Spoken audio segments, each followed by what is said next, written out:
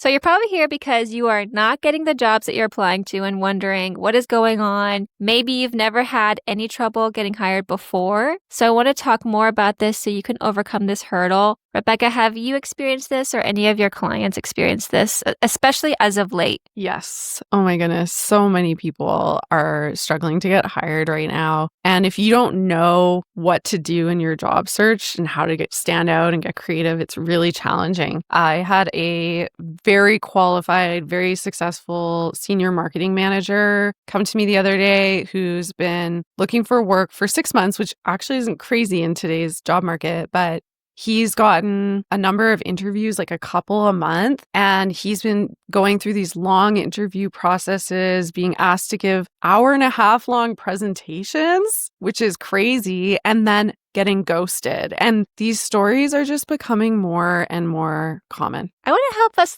cheat the system a little bit, because does it feel like we're being cheated at all? Yeah, it's tough out there. Yeah. I can also use an experience that I've had recently. I'll be totally transparent.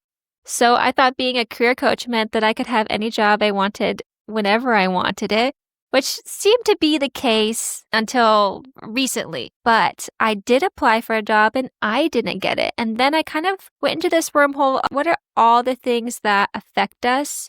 And not only that, because I do have some existing awareness of that, but how do we really get specific about how to overcome these things? Because in the perfect world, I'd love for everything to be fair. And until that happens, let's not hold our breath and croak, because I think we have to know how to work within the system. What do you think about that? And feel free to also disagree if you have any counter offer. I agree that it's not fair. Also, fun fact, I applied to that same job as Sophie. Yeah. And I also got rejected as a career coach. In fact, she made it further than me. But yeah, we'll talk about what their biases may have been. Or honestly, if they're watching, maybe we're a good fit for the team, because each team needs something different. I did ask very specifically about what their strengths were on the team. And it was actually pretty clear I wasn't a good fit. Oh, yeah. Yeah. So they were looking for something really specific to add, which is probably why neither of us really moved forward.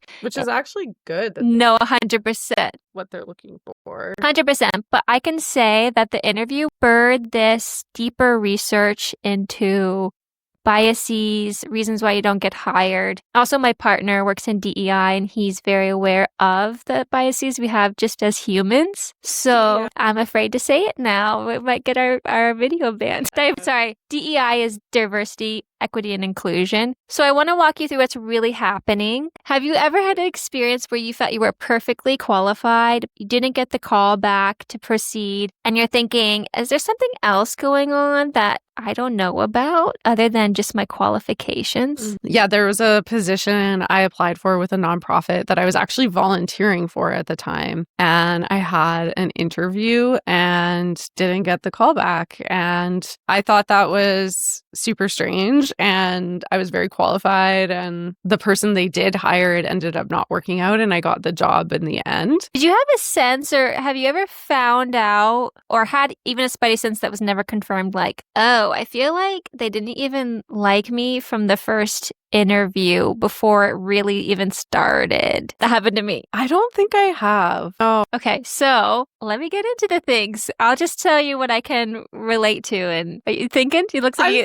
Like, give it a thought. Honestly, the jobs I've got have been just through my network, through a connection. So I already have a warm connection. You're the person that people need to worry about. He's the reason why we're not getting the job. Yeah. Watch out. Yeah. So I'm like, there's so few jobs where I've just applied cold and gone in cold. So I think that's probably why I haven't had that experience. Yeah. And also just note that is a great way to go, is to work through your network. So I just want to let you know what is outside of your control so you can put your mind at ease. And then we're going to go into what is within your control. First, the problem that is outside of your control is that we don't live in a true meritocracy, meaning that just because you are good at what you do, you're a nice person, you're not going to necessarily move forward just on that. Do you have any thoughts on that? Living in a meritocracy? There's a lot of biases that we have as humans. It's a human process, right? Scanning resumes, LinkedIn profiles. Eventually it gets in front of a human eyeball and then the interview. So it's going to be an inherently biased process. Even the AI that we're training now shows our human bias.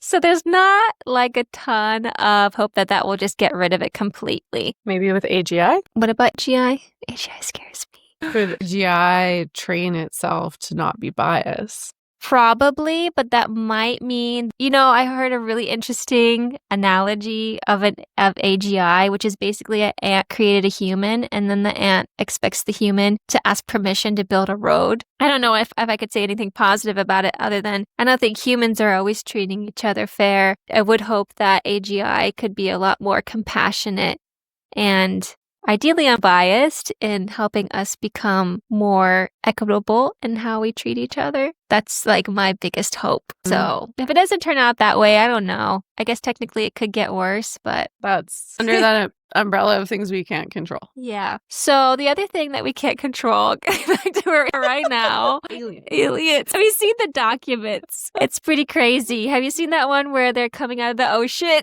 Okay. And in addition to that, internal hires are, like we were saying, Rebecca is stealing all the jobs. There's people like her on the inside who are slated to get the job, but through different reasons, they interview people anyway. There's also a bias, and I think I'm going to put something around here for another video that goes into depth about each bias that we hold in interviews, or the top ones that you'll see. But I just want to let you know they exist, and that the fact that they exist is going to be out of your control. We'll talk a little bit more in this video about what you could do to work around it. The other thing, before we get into what you can do, is decision makers want to make a safe choice that they can trust, which isn't always necessarily the most qualified candidate. They want the safe choice, not the perfect choice. Do you have any thoughts on that? One thing I get my clients to ask themselves throughout the job search process is, how can I reduce my risk, the risk of hiring me in the eyes of a hiring manager? So let me think of an example. If you're changing careers, it's going to look inherently riskier for someone doing the hiring or the recruiter who's getting paid for good hires to hire you versus someone who has the years of experience. So reducing risk would look like having a referral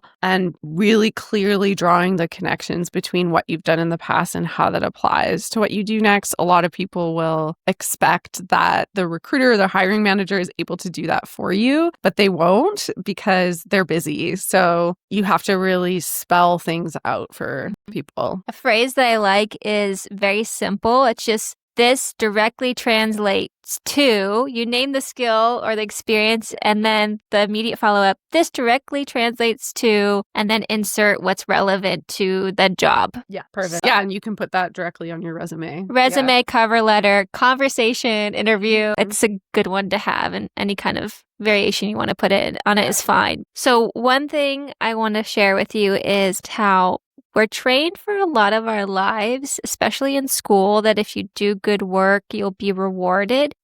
So don't treat the hiring process or your career like school. I am a recovering angel baby A+ student, and it actually took me quite a while to act a little different in the real world. And a lot of my friends that were getting a lot of C's, let's say, or like mediocre grades have done really well. And I think it's because, first of all, they just do what they really want to do rather than trying to do everything right. So in the job search, you want to sell your story and your lower perceived risk more than showing up and doing the good work that you think will get you rewarded. Does this make sense, Rebecca? Yeah, that totally makes sense. There's a lot of difference between the skills we learn in school and the skills that serve you in the real world in your job search. School is about learning knowledge and regurgitating information and maybe a bit of critical thinking. And you do need to do that a bit in your job search, of course, but that's only 50% of it. The other 50% is building relationships with people, knowing how to make people feel comfortable around you and like you and that they trust you and they want to hang out with you. Maybe it shouldn't be that way. I don't know, but that is the way it is. Yeah, I think it took me some time to really accept that. So the sooner you can kind of just process that, if you don't want to accept it, maybe just grieve it. So we've spoken to this quite a bit, but this can be summed up in number 2, you're playing defense, not offense. So this means you're throwing out those cold applications. Those are going to be low odds that those will turn into a job. But if you can, one, work through your network about jobs that are referred to you, or warm up a application that you send in, that is going to significantly increase the odds that you will get that job. I mean, with people like Rebecca out there, I don't think we have a choice. Watch out. I gotta say, I'm coming for your job. All of them. So this means you want to get known before you put yourself on the line as much as possible. But also, this is a projection because these are things that I struggle with. Number 3 is that you're trying to be perfect instead of memorable. So the most perfect candidate is not going to be the one that gets the job, the one that says all the right things at the right time because it's rehearsed and low-key, we can tell. It's going to be the one that imperfectly shows up but hits the mark when it comes to what's important to that person and the person that made the interviewer feel something. Hopefully they didn't feel something for you that's like kind of weird, but feel something like an emotion and excited about working with you. Any experience or thoughts on that, Rebecca? One big thing that people look for is authenticity, but all the research around this shows that we're terrible at judging authenticity. So you need to practice how you're coming across to people. So you might know you're authentic on the inside, but you might not come across that way to other people. Yeah. And you need to practice having conversations and getting feedback on things to understand how you're coming across. Yeah, and be messy about it and just do it because you need that real world feedback. This also reminds me of having a cultural experience that's different than the context you are in now. So for me, I'm originally from the US, and you would think like, oh, it can't be that different. But there's all these nuances that if I act a certain way, it's not perceived the way I internally think it will be. The authenticity might be questioned. An example is that over, I think, BC, not really all of Canada, but a lot of BC, people are a bit more polite and reserved than where I'm from. So when I'm a bit more energetic or whatever, it could be perceived as like putting on or something or being inauthentic when I actually feel that way. I've also kind of felt like in corporate structures, I hit a wall sometimes because I don't want to be too polished. I kind of would like to be more energetic and laugh with Rebecca. What do you think about that? Yeah, I think I agree. So knowing your audience and the context in which you're communicating with people and adapting to that can actually help the authenticity, even though it might feel less authentic, but people might interpret you better. Yeah, more accurately, or ultimately trying to aim for people to interpret us accurately. And sometimes we have to shift so that they, within their context, can understand that. Well said. Okay, I want you to actually do something with this, and I have some suggestions. One is just practice telling a story about yourself, ideally to a camera, recording it and watching it, which I know is super cringe for most of us. But it's honestly one of the best you can do. And just remark on what do I like, what do I don't like about how I'm coming across. Have you ever recommended this to your clients before? All the time. Yeah. Yeah. It works, right? Absolutely. Yeah. So mostly in preparing for interviews, but even for practicing an elevator pitch or an informational interview, that can be so helpful. I'm glad to know I am right. A+.